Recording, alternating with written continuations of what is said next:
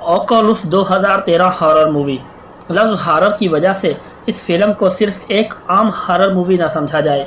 बहुत ढूंढने के बाद कुछ हॉरर मूवीज़ हाथ लगी, जिनमें से सबसे पहले ये फिल्म देखने की ठानी, क्योंकि इस फिल्म के डायरेक्टर मेरे favourite horror season the hunting of hill house के डायरेक्टर माइक फ्लिनेगन थे।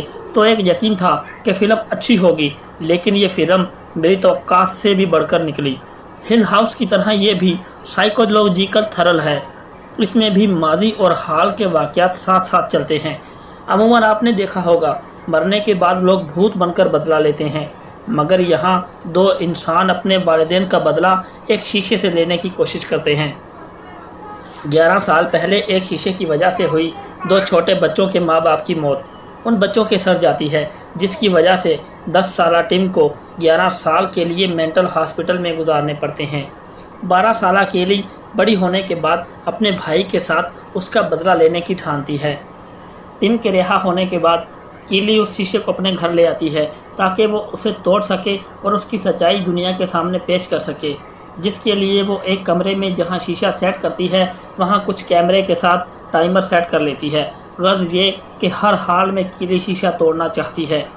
अच्छा, जो सबसे इंटरेस्टिंग बात है वो इस शीशे की हिस्ट्री है, जो आप फिल्म देख कर ही जान सकेंगे कि ये शीशा कहां कहां से गुजरा, इस सदी में रसल फैमिली तक आन पहुंचा और उनके मरने का सबब बना।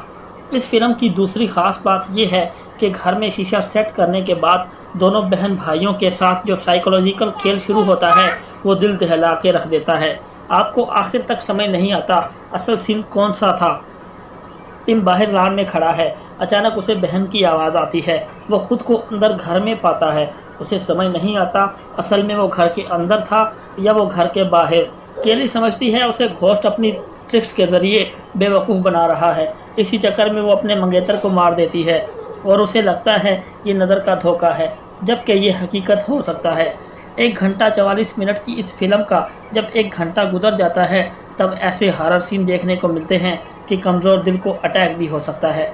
फिल्म देखने के बाद आपको ये फ़िल्म कैसी लगी मुझे कमेंट बॉक्स में ज़रूर बताएं। मालूमाती टीवी के साथ रजब आकाश को दीजिए इजाज़त। अल्लाह हाफिज़।